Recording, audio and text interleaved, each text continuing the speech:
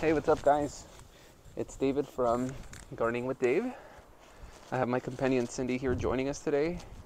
In this video, we're going to be shooting how to automate your irrigation system. If you're anything like me, you might be busy. It's difficult to figure out how to water and do your due diligence. So today, we're going to be setting up an automatic irrigation system using Drip Depot.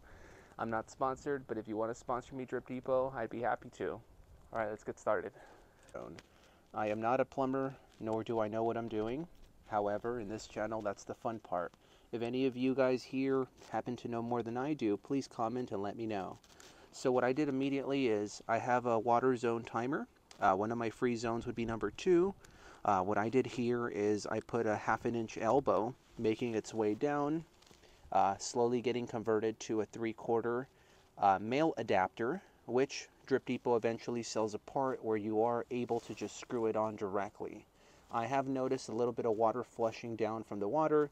I'm honestly not very concerned, so what I actually ended up doing is once you go ahead and convert this to a male adapter and you twist on your valve, I went ahead and ran a 1/2 inch tubing all the way across my beds, which I'll be showing you very shortly. Later on down the line, I might end up adding a converter with the back flush. As of now, I'm not intending to do so, just because I'm a little afraid I may not have enough water pressure to make it to the 3 rows that I'm going for. Once you go ahead and add that attachment, all I did is I ran the water plumbing all the way down with the pickaxe, and I've already tested making 2 zones. The purpose of this is I made a lot of mistakes, which I'm going to go ahead and show with you. If you have any issues with your hands, I know myself, I do struggle with a little bit of the plumbing, so I'm going to show you a little tip if you guys hang on here for a little while. Alright, over here showing you the new angle, all I did is I ran a T allowing the water to cross in multiple areas. From here I tapped into row number 2, row number 1 runs up here, and row number 3, all I did is I put a little cover down here temporarily, just to go ahead and start my footage on everything that I've learned. What I'm going to do here is I'm going to remove this cap, put a little uniting attachment so I can go ahead and run it directly from here. I'll show you how to do the angling, tap into the first bed, second, third, and fourth, and let's get started on this video. What I did here is I got myself some hot water.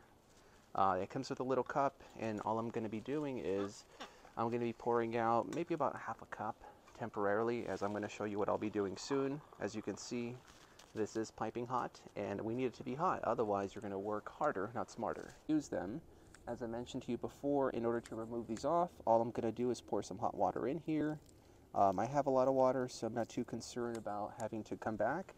And from here, let's just pull these out. You see that, guys? It's that simple. Now, another trick that you guys should know is when you are putting in attachments, dip your pipe into the hot water for about 10 to 15 seconds. The longer you do it, the better it be. And to go ahead and put it back in, pour it out of the hot water, and the same way that we did it, insert, and look at that, guys. Come on. I wish I would have known this with the first 2 rows, but this is what this channel is all about. But since we're going to be removing it, we're going to be saving this for a little bit later on.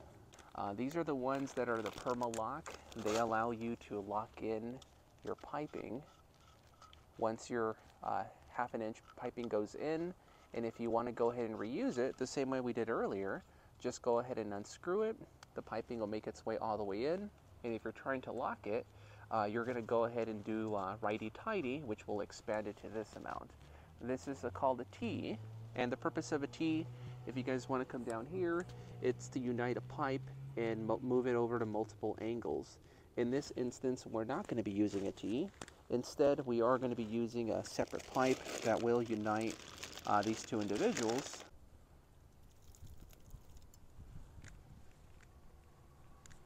All right, there we go. We got the first one out. Dip it into the hot water for about 5 to 7 seconds. Should be sufficient. The longer you leave it in there, the better it is, in my opinion.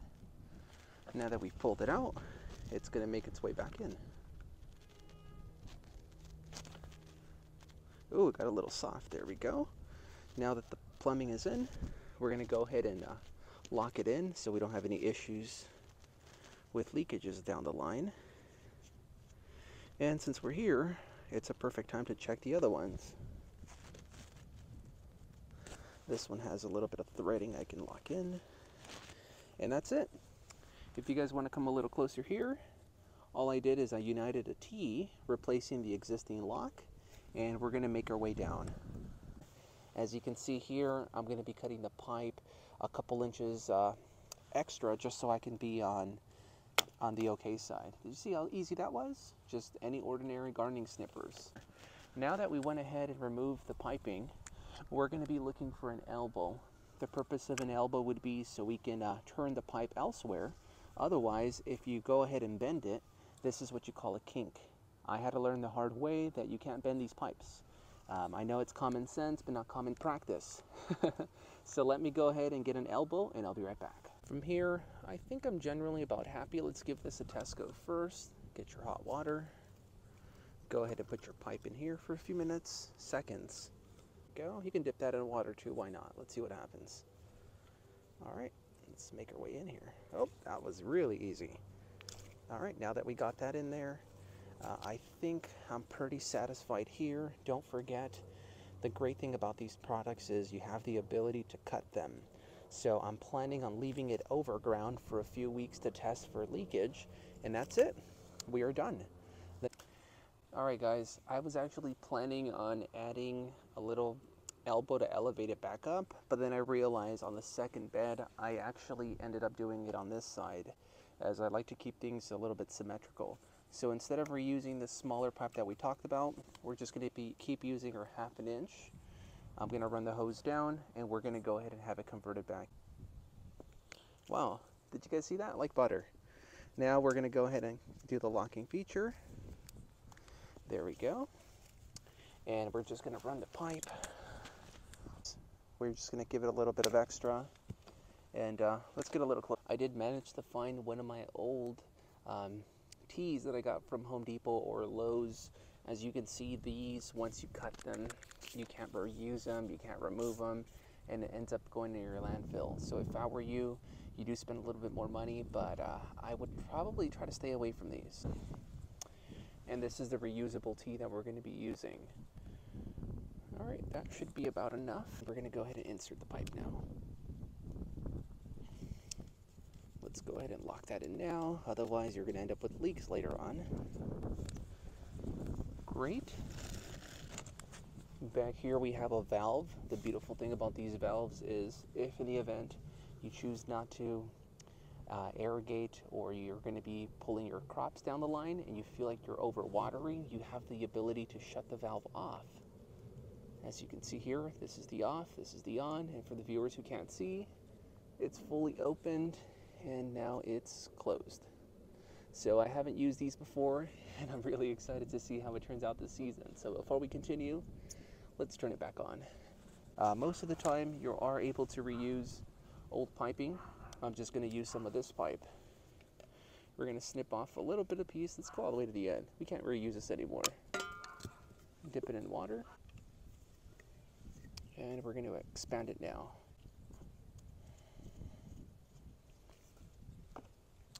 Now that we've locked it in, let's see, where do we want this pipe to be?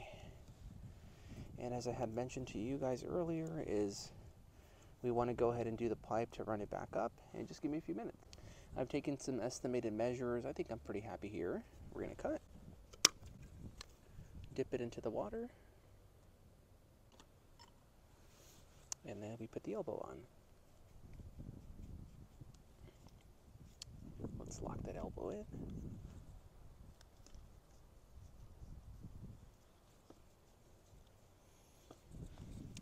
And now what that elbow will do, it's going to be elevating it up, where we're going to be going to put that in there. Snip. Dip it into the water.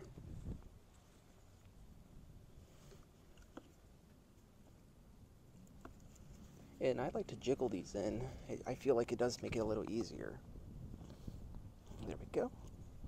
And once they're in, guys, you can actually pivot them over and over, so don't feel like I can't overlock them now. You can just adjust them as needed, so that's one of the beautiful things about them. All right, let's dip this into the water. How's everyone's day going so far? So far out here, it's windier. I apologize for the sound here in Southern California, San Bernardino County, where we get a lot of wind, so I apologize in advance. All right, guys, that should be soft enough. Let's go in here. All right, let's lock this in. Go ahead and snip it. We're going to dip this back in the water. There we go. And that looks pretty good to me. We're going to dip it back into the water. And what we're going to be doing next is we're going to be using 1/4 inch, 6-inch emitters. I really like these because you're able to save a lot of water, and if you live in California like I do, we always get a lot of droughts during the hot summers, and I refuse to let my veggies die. Now that we've let the water sit for a little while, we're going to be pushing it back in. And I'm pretty happy about it here, so we're going to go ahead and cut it. Remember, we were talking about the 1/2 inch pipe that you're able to lock in. We're going to do our best and see if this is within a reasonable size. I might cut it a little bit lower. I'm going to get another angle so you guys can get a little closer. Give me 1 second. If we cap it into here, yeah, you know what? It might be reasonable enough. Let's get my cup of water. Let's put this cap back in. All right, the cap's going. We're going to lock it in. And for now, guys, we are almost done with the first bed. Can you guys believe that? Let's get a little closer here. I try to angle my zip tie towards the end of the bed. So let's just assume we're going to go a little bit closer to here. I'll be adding in 1 nail directly to the wood, and I'll show you what I do with the other metal boxes. From here, let's just nail this in here.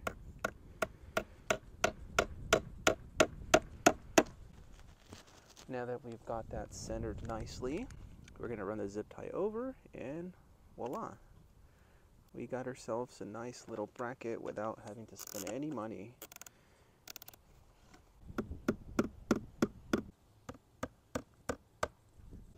And there we go, guys. We are done with the first section. Now what we're going to be doing next is we're going to get started on adding the 1/4 inch, 6-inch emitters that are going to be going across from the beds. For this bed, I usually like to do finger length apart, about 6 to 7 inches. So I imagine 1, 2, 3, 4 to 5. And as you can see, that was not even a good example. So for these guys, I would encourage you to invest a little bit more money in getting yourself one of these little bad boys. Go ahead and press this down, elevate your pipe if necessary. And there it is, we got our first hole. I got myself the attachments. You're going to be using these 1/4 inch attachments. What it does is it allows you to unite one piece of the pipe to the one end, and you can pierce the other one into the pipe. Get myself some hot water. Oh, look at that steam. That's what I like to see. And you guys didn't notice, but last week I was actually running into the kitchen, boiling water, until I realized I can get my water kettle and bring it outside. Don't be me. All right, now that we got that attachment in, go ahead and just push this in. You see how easy it was, guys? Come on. And that's it. So from here, we're just going to trail it all the way to the end, along with our snippers. And we're just going to try to create a vertical line. And as I mentioned, you don't have to be perfect. This is your garden, it's your vegetables, so you do what's necessary. And let's just finish up these holes since we are here.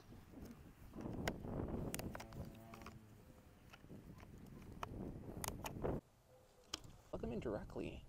And once you do that, just spin it and it comes off. That's it. From there, I encourage you to find a little stake and put it towards the end. We do here, since we do have a very windy area, we just align them vertically, and I just place one of these little stakes going down. That's it. We're done with our first bed. Now we have 3 more to go. All right, guys, we've made it to the last final bed. Our water's still hot, which is a great thing. I'm gonna go ahead and cut this pipe here.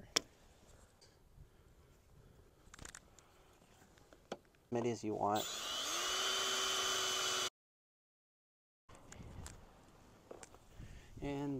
have it, guys. That is how to start your own drip system irrigation using Drip Depot, the water application called Beehive. I'm hoping that if things go well, we're going to start a 3-minute timer, and let's hope I don't get wet. This bed should start working.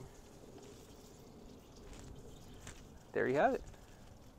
Alright guys, so here are the drip emitters. Everything seems to be working well. Cindy and I just want to say goodbye. Thank you again for all of you who are watching this. In my next video, I'm going to be planning on giving you another walkthrough. I will be expanding my irrigation system. But for now, we'll catch you in the next video. Cindy, you want to say bye? No? Never mind. See you later. Bye, guys.